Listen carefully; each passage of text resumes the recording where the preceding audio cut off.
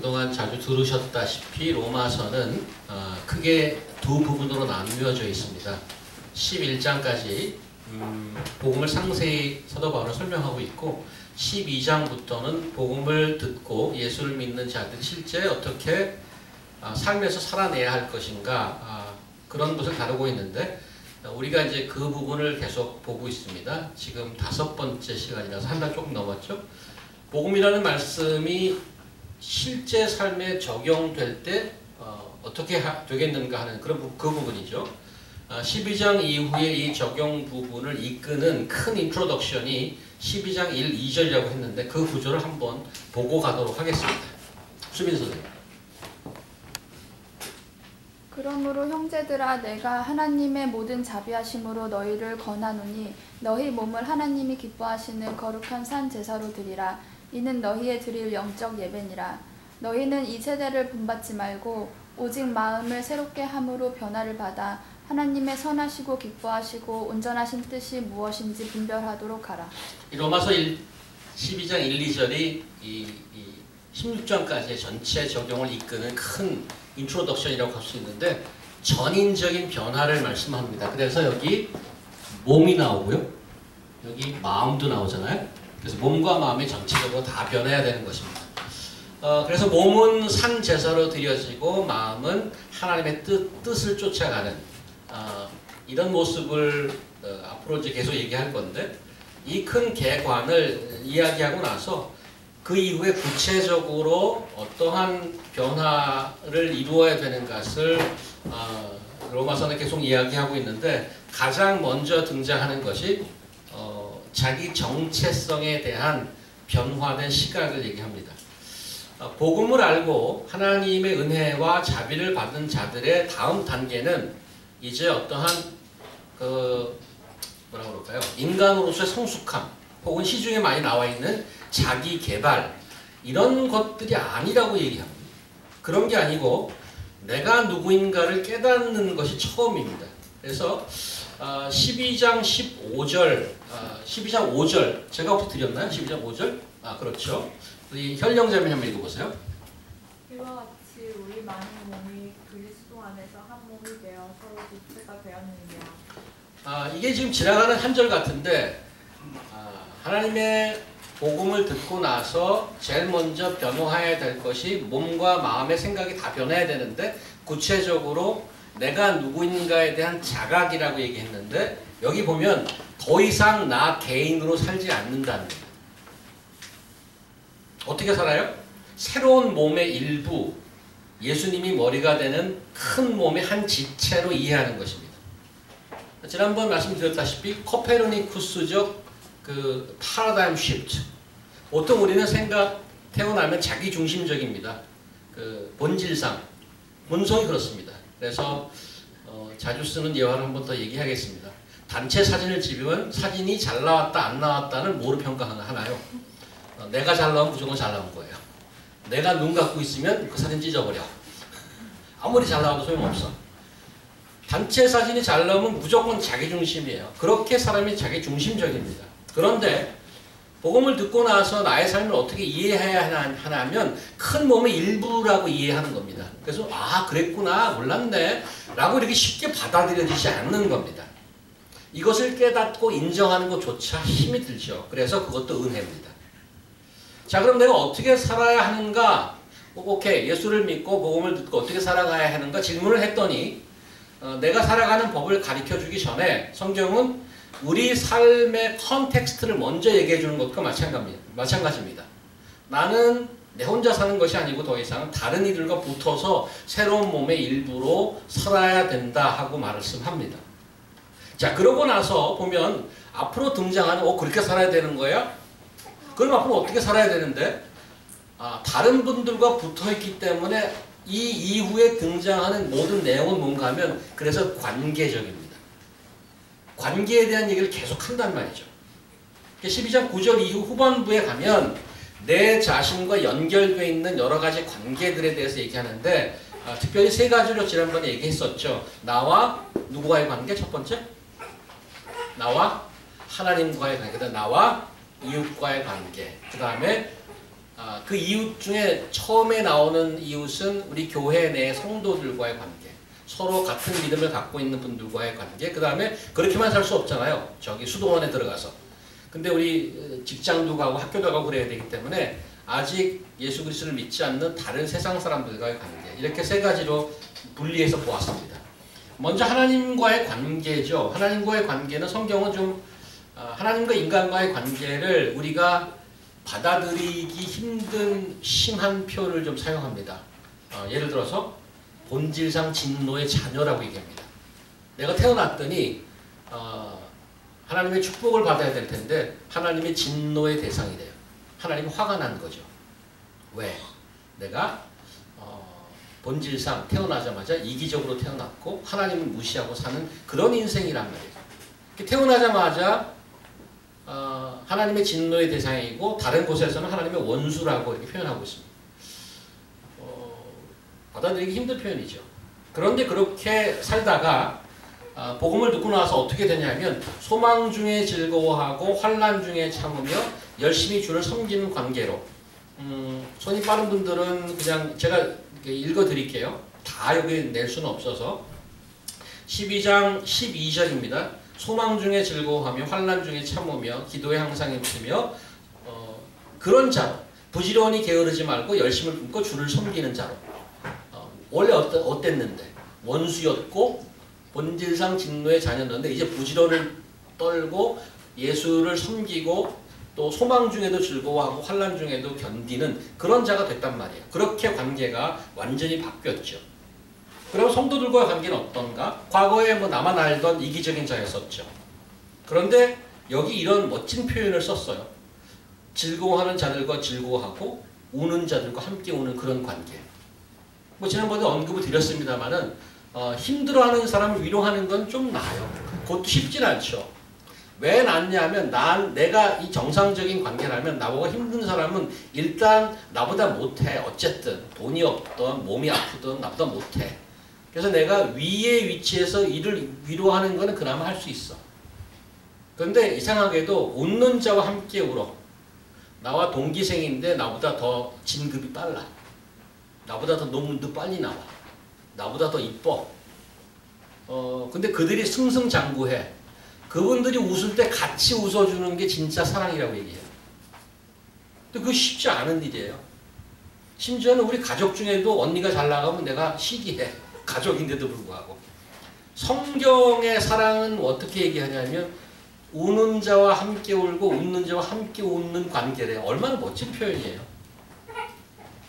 그런 변화가 있는 거야. 원래 난 어떤 자였는데 이기적이고 시기하고 나밖에 모르는 자였는데 어떻게 여기 내 동료가 성공하는 데 가서 진정한 마음으로 가슴 훈훈하게 안아주고 성공하고 같이 웃고 거기에 참여하겠어요. 그게 성도들과의 관계의 변화죠. 세상과의 관계는 믿음의 라인에 같이 있는 수많은 분들이 있죠. 직장 동료, 또 우리 보스, 학교, 심지어 우리 이웃들, 심지어는 가족 내에도 아직 믿지 않은 분들이 있는 가족들이 있습니다. 그분들과 어떻게 관계하고 살아야 되나? 일반적으로 그냥 아무 감정 없이 살죠. 그냥 부딪히지 않고 내가 뭘 해주지도 않고 그 사람들이 나한테 해주는 것도 부담스럽고 그렇게 살아간단 말이에요. 근데 그 정도만 해도 괜찮은데 그 중에 이제 힘들게 하는 분들이 있죠. 나를.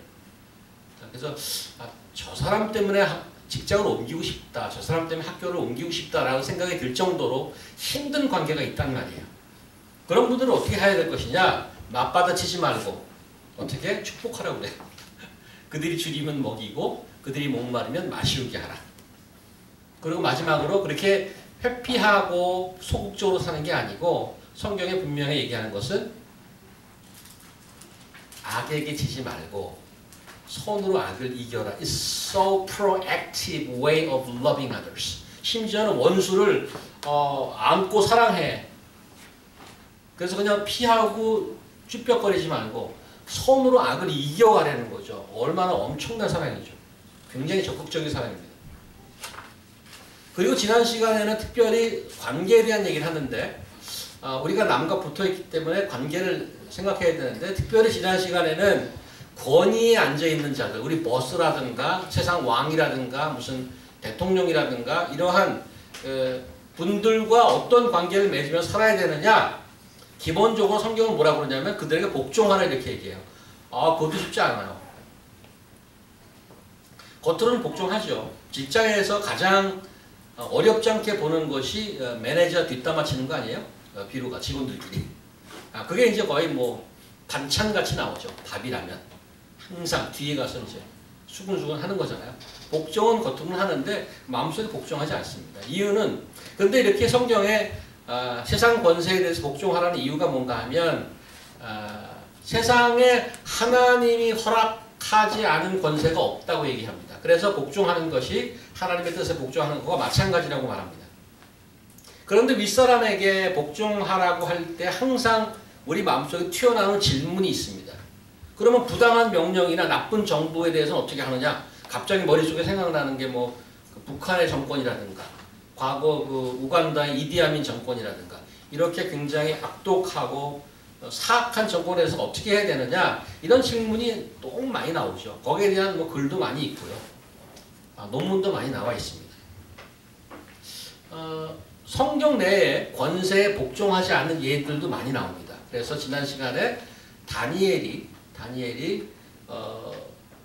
두 왕조를 지내면서 바빌로니아와 페르시아 왕조를 지내면서 왕이 도장을 찍은 그 법에 순종하지 않았어요. 그러면 그 다니엘 보고 야 다니엘아 너 성경에 그 권세에 순종하라고 그러는데 그 복종 안 하면 안 되지. 하나님 말씀을 안 들으면 안 되지. 이렇게 하지 않고 성경은 그걸 그대로 기록하고 있는데 오늘 신약에 나온 로마서에 의하면 그러면 어느 때까지 복종해야 되냐 그 문제가 항상 있잖아요. 내가 권세에 복종하는데 그 복종한 결과가 하나님에게 완전히 배반하는 하나님의 명령을 어기는 거라면 그거는 복종 안 해도 된다는 얘기예요. 그런데 그 복종 안 하면 하나님이 너 잘했어 하고 상 주지 않아. 사자굴에 들어가야 된다니까. 그거를 감당해야 되는 거죠. 더 쉬운 말로는 요즘에 우리 직장에 갔는데 우리 부장님이 야 우리 이번에 한번 밀수 한번 하자. 서류 조작하고 너 한번 해봐. 이번에 밀수 한 번만 하면 뭐 완전 너 신세 그냥 완전 바꾸는 거야. 그럼 상사님의 우리 말씀에 복종하라고 그래 성경에. 그럼 완전히 순종해서 위조소리 만들고 뭐 의리가 되겠느냐고. 이건 하나님께 갈 것도 없죠. 일단 불법이에요. 하나님은 불법을 저지르면 안 된다고 그랬습니다. 안 된다고 그랬죠. 그렇게 뭐 어렵지 않아요. 그런데 사실은 더 포인트는 뭔가 하면 그 지난 시간에 말했던 상관에게 복종하라. 근데 불편하단 말이에요. 그럼 나쁜 정부는 어떻게 해요? 그러면 제가 다른 여러 가지 예를 들면서 하나님의 불순종하게 되는 결과가 나온다면 그거는 불복종해도 된다. 그럼 그렇군요. 그런데 사실은 문제는 뭔가 하면 내가 내 위에 상관에게 복종하거나 복종하지 않는 진짜 이유는 무엇인가 이거예요. 그게 하나님의 말씀에 순종하기 위해서 그런 것인가? 나라에 충성하기 위해서 그런가? 근데 많은 경우는 내가 상사에게 순종하든 불순종하든가가 뭐와 연결되냐면 나의 이해관계와 대단히 연결되어 있어요. 성경의 원리는 뭐야? 하나님의 뜻에 거스리는 것이 아니라면 다 복종하라야. 그런데 우리는 그런 이유 때문에 복종하거나 복종 안 하거나 하지는 않는다는 말이에요. 요즘에 언론에 계속 나오잖아요. 문고리 3인방.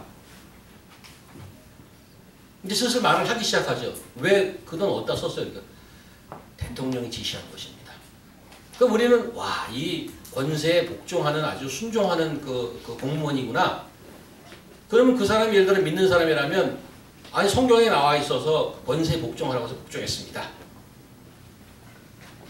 그랬나요? 내가 누구에게 복종하고 안 복종하고는 다분히 다른 이유, 숨겨진 이유가 있더란 말이에요. 그걸 끄집어내라는 거예요. 자, 너무 인트로가 아직도 인트로덕션 하고 있습니다. 오늘 본문에 아직 안 들어갔어요. 살짝 복습하는 거예요. 그 다음에 지난번 그 권위에 복종하라는 그 얘기를 하면서 무슨 얘기를 하려고 그게 왜 여기 들어왔느냐. 사실은 이 권위에 복종하라는 말을 쓴 사도 바울은 그분 개인의 그 개인사에 보면은 잘못된 권위 때문에 고생을 너무 많이 한 분이에요. 유대인의 권세, 로마의 권세 이런 것 때문에 고생을 너무 많이 했어요. 주워 맞고 뭐 심지어는 죽임 직전까지 갔던 자인데 그런 나쁜 놈들은 다 쿠데타를 이렇게 다 뒤집어 버려. 이렇게 말을 해도 시원치 않은 개인사를 갖고 있던 분이에요.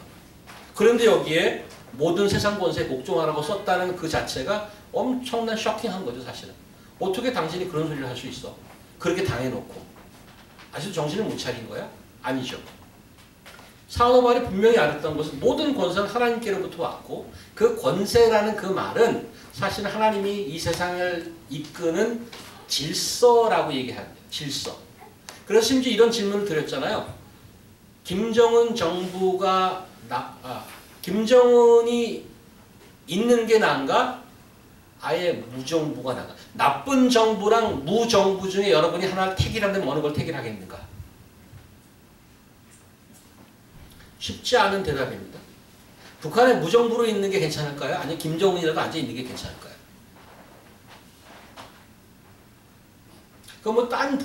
그거긴 하지만 어쨌든 그 권세에 복종하라는 그 말씀이 그 성경 보면은 앞뒤로 어떤 얘기가 있냐면 서로 사랑하라는 얘기가 있어요. 그래서 오늘도 그 권세에 복종하라는 그리고 이제 오늘 들어오는 거예요.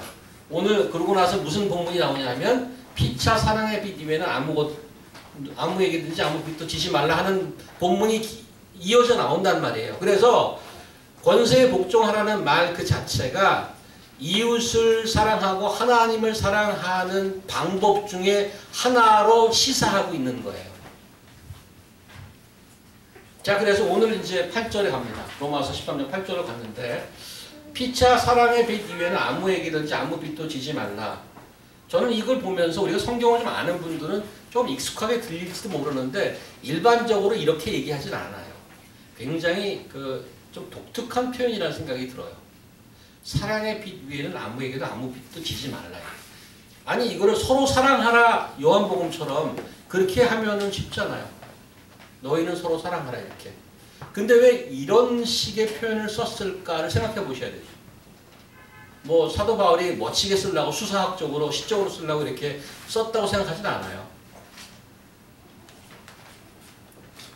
피차 사랑의 빛 이외에는 아무에게도 아무 빛도 지지 말라. 굉장히 어렵게 썼어요.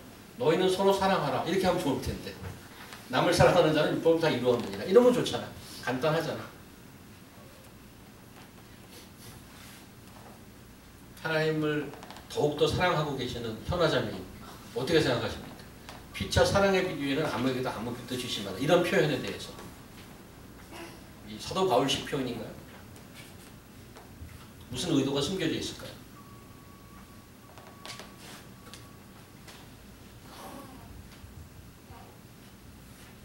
오래간만에 한 2달 만에 나오셨나요? 기정자매님? 얼마 되셨죠? 2달 정도 되셨죠? 새로운 엄마의 모습으로 이제는.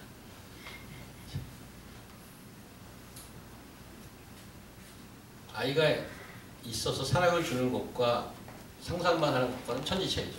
실제로. 그래서 저는 이 표현 갖고 좀 고민을 했어요. 사랑의 빛 외에는 아무에게든 아무 빛도 지지 말라.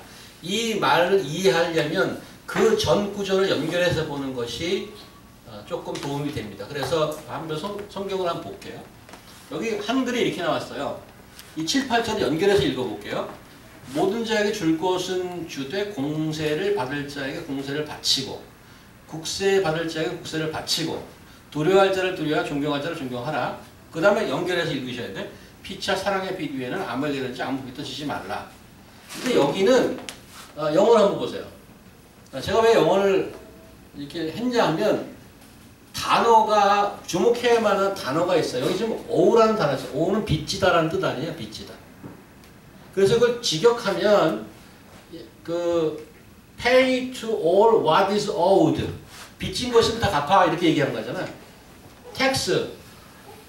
세금이 빚졌으면 세금 갚아. revenue. 조세 빚졌어? 근데 1년에 그 아니면 구세청에서 잡으러 와. 다 갚아.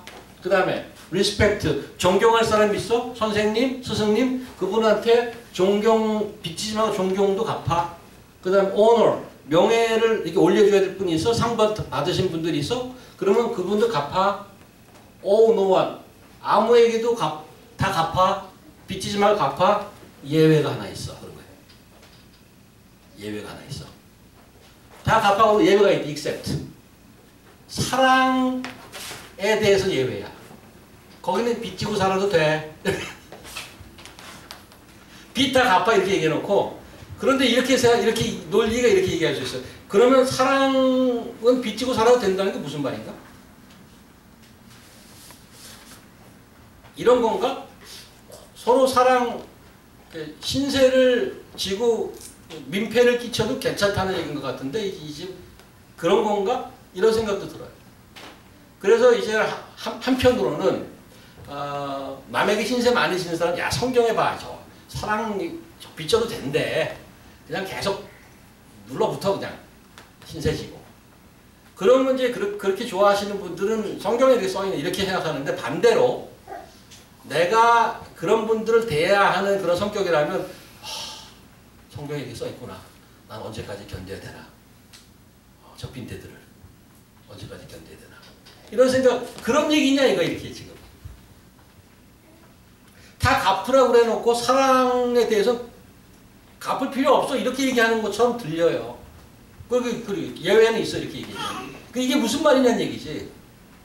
이게 도대체 무슨 말이냐 이거.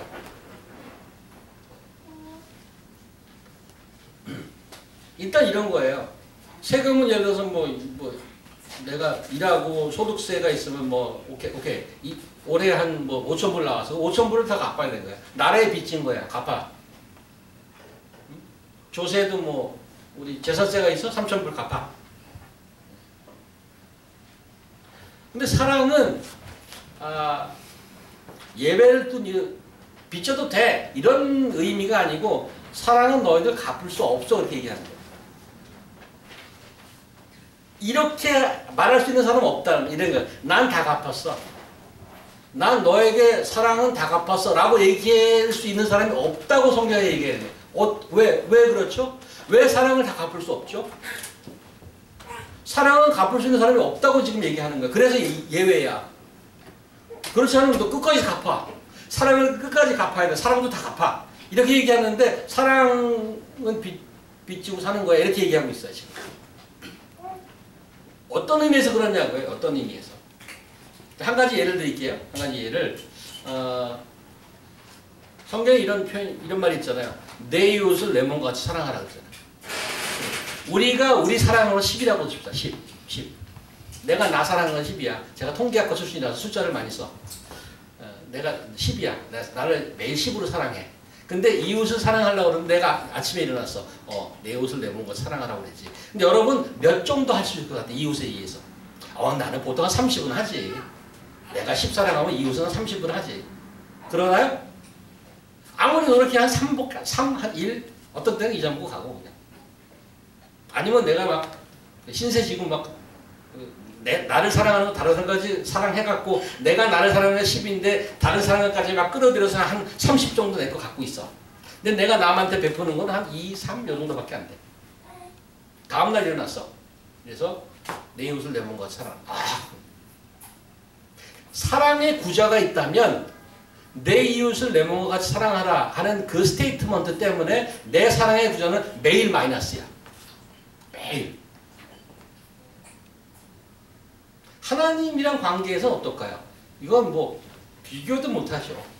하나님이 우리 위해서 아들을 내어주시고 보혈의 피를 흘리시까 우리 사랑해 주셨는데 성경에 하나님을 사랑하고 내 이웃을 내 몸까지 사랑하라 라는 그 명령을 하려면은 하나님 제가 어떻게 다 그 사랑을 갚겠습니까? 막 끝까지 갚아. 이렇게 얘기하는 게 없어. 사랑하라 그러고 뭐라 그러냐면 사랑의 빛 위에는 아무것도 지지 말라. 그러고 나서 놀라운 말이 나오잖아요. 남을 사랑하는 자는 율법을 다 이루었느니라. 이게 무슨 말이에요? 율법의 정신이 뭔가 하면 나는 평생을 갚아도 내가 받은 사랑을 다 갚아낼 수 없는 존재라는 것을 알고 그 사랑하는 것은 평생 해야 된다고 얘기하는 것인데 율법의 정신이라는 그게 그렇게 사는 것이 다른 표현으로 하면 평생을 사랑하면서 살아야 되는 존재라고. 왜? 받은 게 너무너무 많아서 그런 거죠. 요한 1서 한번 가볼까요? 요한 1서. 제가 오늘 기도할 때 처음에 이제 냈던 것인데 준호 형. 사랑하는 자들아 하나님이 이같이 우리를 사랑하셨은즉 우리도 서로 사랑하는 것이 마땅하도다. 어느 때나 하나님을 본 사람이 없으되 만일 우리가 서로 사랑하면 하나님이 우리 안에 거하시고 그의 사랑이 우리 안에 온전히 이루어집니다. 하나님이 우리를 먼저 사랑했기 때문에 사랑하래. 논리가 그래요. 하나님이 우리에게 만불 줬어. 예를 들어서 야, 서로 사랑해 만불 줄게. 우리는 얼마 써? 3불 쓰자. 3불. 3불 쓰잖아. 만불 받았는데. 말하자면 그런 거야. 그러면 99,997불 빚진 거야. 내가 갖고 있는 거지. 이렇게. 그걸 다 쓰래. 우리는 이런 생각이 굉장히 부담스러워. 언제까지 하냐. 부담스러운 이유는 한 가지야. 내가 하나님께 만불 받았다는 사실을 모르는 거죠. 그게 내 거라고 생각하는 거죠. 내가 받았다고 생각하는 거죠. 마태복음 22장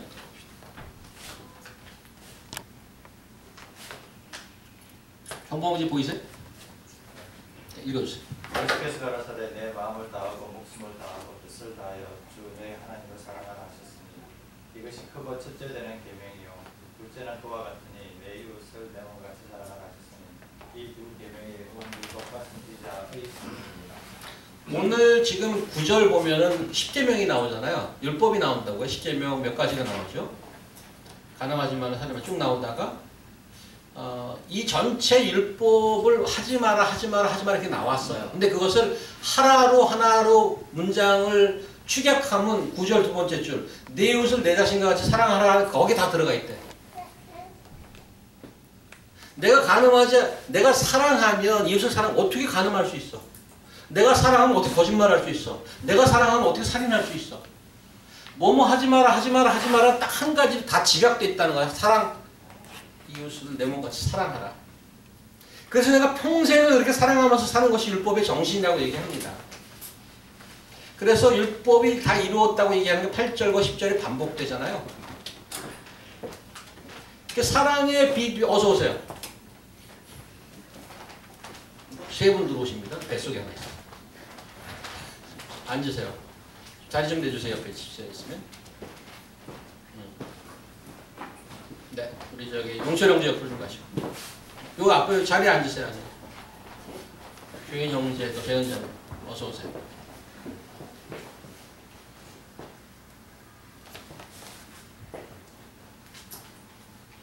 뭐 하다 사랑의 빛 이외에는 아무 빛도 지지 말라. 우리가 다 갚으면 살아야 되는데 사랑은 아예 갚을 수가 없는 존재라고 얘기합니다. 그래서 어떡하나 허덕거리면서 갚다가 살아야 이런 게 아니고 그렇게 살으라고 그래요. 사랑에 관해서는 우리는 갚을 수 있는 존재 아니야. 그래서 포기한 게 아니고 그 사랑을 받은 게 너무 많아서 너무 주고 그렇게 살으라는 게 그렇게 나눠주면서 그게 힘들어? 그럼 아직 그 사랑 모르는 거죠. 아직 그 사랑 모르는 거예요. 자기 걸로 아는 거죠.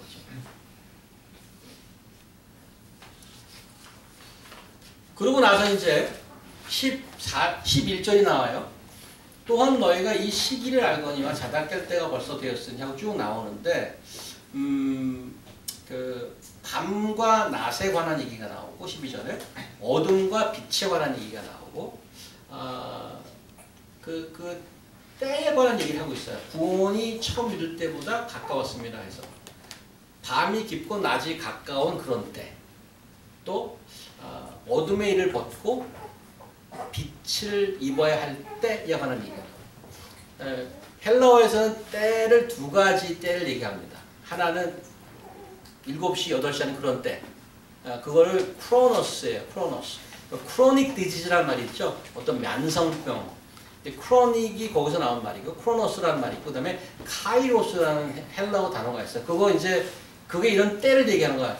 애들이 있으면 야 시험이 야 다음 달에 시험이 눈이 코앞인데 너 지금 무슨 시간이야 지금 뭐 하고 있어 너 지금 뭐 해야 돼? 아 지금 공부할 시간인데요 사실은 이런 게 그 때를 얘기하는 두 번째 카이로스에 관한 거예요. 여기는 지금 무슨 얘기냐면 어둠의 일을 벗고 빛의 갑옷을 입어야 할 때 구원이 처음보다 더 가까울 때 이때 자다가 깨어날 때 이런 때라는 얘기예요. 근데 위에 여태까지 서로 사랑의 빛은 이 비디오에는 아무것도 지지 말라라고 쭉 이웃을 사랑하고 그렇게 관계하면서 살아라 그래 그런 게 메시지였어요. 근데 이제 11절 뒤에 때에 관한 얘기가 나오는데 이건 완전히 다른 토픽을 얘기하는 것인가 제가 질문 드리는 거예요. 완전히 다른 주제를 얘기하는 것인가 아니면 위에와 연결된 얘기를 하는 것인가 이거예요. 이런 질문을 한다는 자체가 벌써 답을 준 거네요. 관계가 있다 이렇게. 그러면 그 다음 질문은 어떻게 관계가 되냐 이거죠. 오늘 그 주보에 나온 그 질문들이 다 설교 안에 다 들어가 있습니다. 질문들이. 관계된 질문들을 제가 다 써놨어요. 이웃을 사랑하고 같이 사랑하며 사는 것과 때를 아는 것과는 무슨 상관이냐고.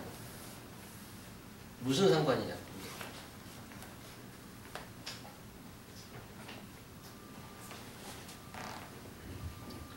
우리 사랑을 얘기했어요. 또 사랑을 얘기할 때는 다른 분들이 이렇게 얘기할 수 있어요. 다른 분들이 행복해지게 도와주는 거죠. 사랑하는 거. 근데 성경께서 이 아플 때 가서 위로해주고 약도 사주고 배고플 때 밥도 사주고 뭐 이렇게 해서 그 여러 가지 방법으로 사랑해줄 수 있겠죠. 근데 그런 걸 포함해서 성경이 얘기하는 사랑은 훨씬 더 포괄 훨씬 더 깊어요 사실은. 그래서 하나님 이 사랑해서 그 사랑의 결과로 어떤 모습이 나와야 되느냐로 가야 돼요. 내가 이 사람을 아주 사랑했어. 정말 충분히 사랑했어. 근데 제대로 사랑하고 있느냐를 성경은 얘기합니다. 그 제대로 사랑하고 있느냐에 관한 얘기가 때에 관한 얘기예요. 그래서 오늘 제목이 때를 아는 사랑이야. 설명이 좀 필요하죠 사실. 설명이 좀 필요하죠. 저는 사실은 우리 아내는 좀 동의하지 않을 것 같은데 남에게 이제 싫은 소리 못하고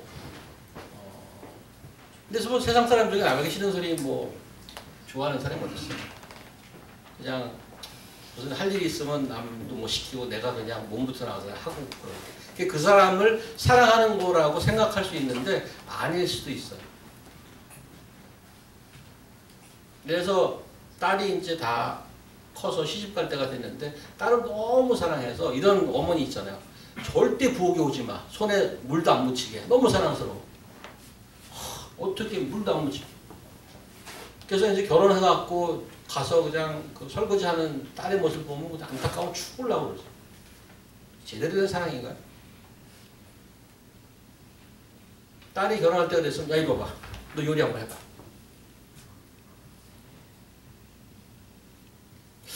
그래서 사랑을 하냐 스포일 시키냐 사람을 제대로 세워서 어떻게 하는 게 정말 사랑이냐는 얘기예요.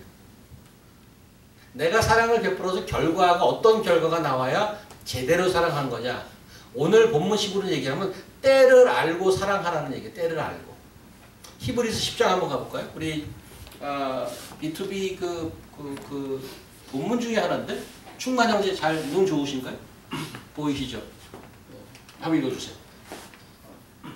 서로 돌아보아 사랑과 선행을 격려하며 모이기를 피하는 어떤 사람들의 습관과 같이 하지 말고 오직 권하여 그날이 가까워서 볼수록 더 그리하자. 지금 히브리서에서 뭐를 권면하냐면 사랑과 선행을 서로 하지. 서로 사랑해주자 이거야. 사랑해주자. 근데 더욱 그렇게 하자. 더욱 그렇게 하는 근거가 뭐야? 그날 때문에. 그날 때문에. 서로 사랑하자 이거. 서로 사랑하자. 더 하자. 왜? 그날이기 때문에.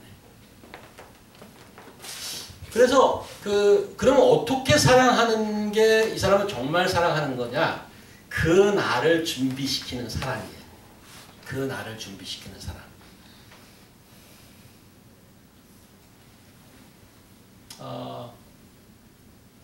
그렇게 생각하면 이 사람이 좋아하는 걸 사주고 이렇게 사주는 것만이 능사가 아니에요. 이분이 그날을 준비하기 위해서 내가 어떻게 사랑해야 되냐면 조금 더 일이 많아. 이분을 위해서 기도해 줘야 되고 이분이 그날을 준비하는데 도움이 되는 말을 해야 되는데 그 말이 쓴소리일 수도 있어요.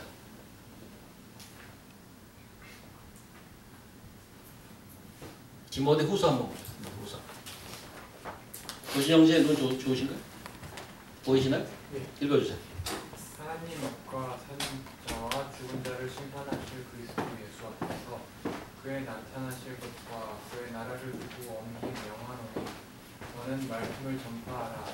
때를 얻든지 못 얻든지 항상 힘쓰라. 범사의 오래 참음과 가르침으로 경책하며 경계하며 권하라. 때가 이르리니 사람이 바른 교훈을 받지 아니하며 귀가 가려워서 자기의 사욕을 쫓을 스승을 많이 두고 또 그 귀를 진리에서 돌이켜 허탄한 이야기를 쫓으리라. 하나 더 나왔어요. 그러나 너는 모든 일에 근신하여 고난을 받으며 전도인의 일을 하며 내 직무를 다하라. 관제와 같이 벌써 내가 부음이 되고 나의 떠날 기약이 가까워 왔도다.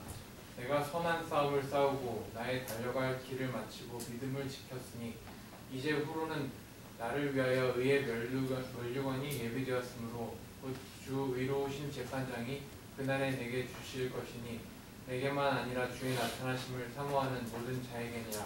디모데후서는 사도 바울의 유서쯤 됩니다. 유서. 여러 가지 때가 나오는데 때를 어떤지 못 얻든지 복음을 전파하라. 여기만 봐도 나의 떠날 기약, 자신이 이제 세상을 떠날 걸 알기 때문에 그 때를 알아요. 그렇기 때문에 이런 말을 해요. 그 다음에 또 다른 때가 나오는데 여기 그날이에요. 그날.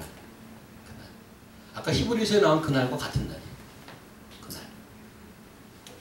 그 날이 있기 때문에 다른 사람을 얘기할 때 그 전 페이지 보실까요? 전 페이지. 서로 사랑하고 잘해줘 이게 아니고 여기 뭐예요? 가르치고 경책하는 꾸짖는 거예요. 경계하고 권하라. 아이고 좋아 사랑해. 이것만 사랑은 아니라는 거예요. 근데 그거가 말처럼 쉽지 않아요. 사실은. 내가 누가 싫어할 걸 그 말을 하면 사랑에 막 그 말을 하면 뭐 이런 게 다 있어? 이게 뭔데? 하고 관계가 끊어질 수도 있어요. 뭐 이런 게 다 있어? 이렇게 갈 수도 있다고. 되게 조심해야 되는 거 쉬운 일이 아니에요 이게.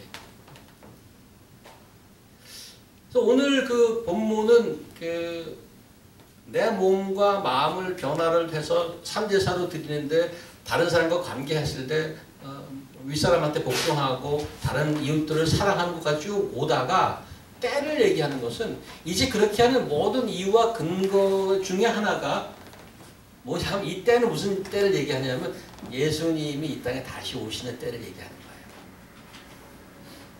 거예요. 여기 결혼하신 분들이 이제 있지만 어떤 때가 있으면 그 때 때문에 그 시기 때문에 나의 다른 사람과 행동이 영향을 주는 것들이 있어요. 예를 들면 제일 쉬운 예가 결혼이에요.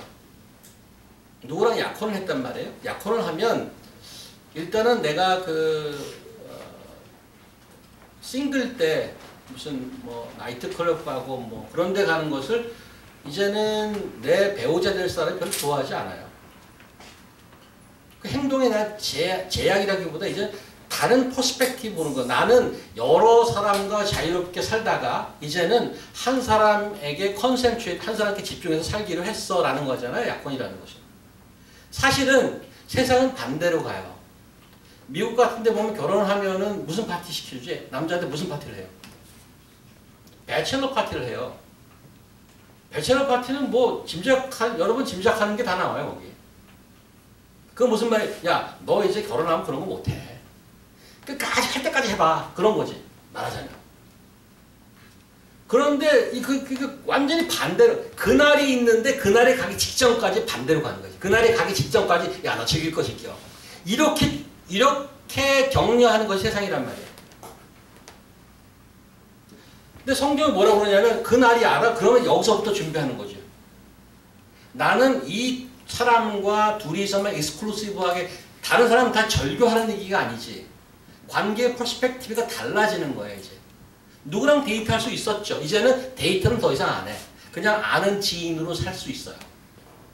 그러나 변화가 있어요. 심지어는 시댁 될 사람 또 친정에 방문도 해 가서 내 아이가 누구인지 가르쳐도 두고.